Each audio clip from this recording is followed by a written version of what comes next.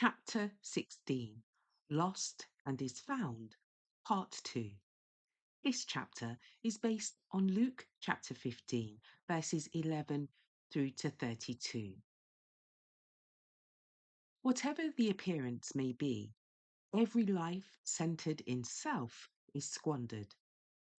Whoever attempts to live life apart from God is wasting his substance. He is squandering the precious years, squandering the powers of mind and heart and soul, and working to make himself bankrupt for eternity. The man who separates from God that he may serve himself is the slave of mammon.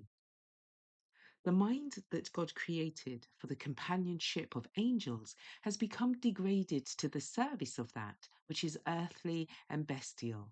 This is the end to which self-serving tends.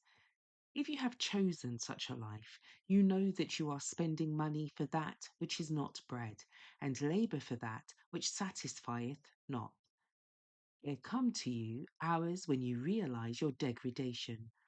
Alone in the far country, you feel your misery, and in despair you cry, "O wretched man that I am!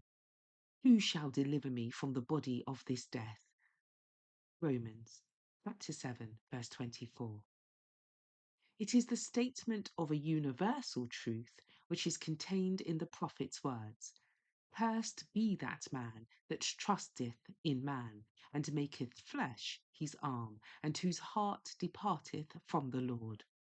For he shall be like the heath in the desert, and shall not see when God cometh, but shall inhabit the parched places in the wilderness, in a salt land, and not inhabited.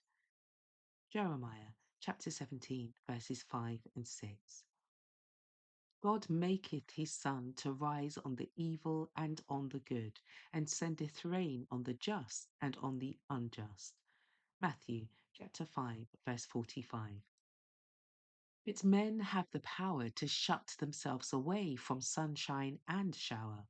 So while the sun of righteousness shines, and the showers of grace fall freely for all, we may be separating ourselves from God, still inhabit the parched places in the wilderness. The love of God still yearns over the one who has chosen to separate from him, and he sets in operation influences to bring him back to the Father's house. Prodigal son, in his wretchedness, came to himself. The deceptive power that Satan had exercised over him was broken.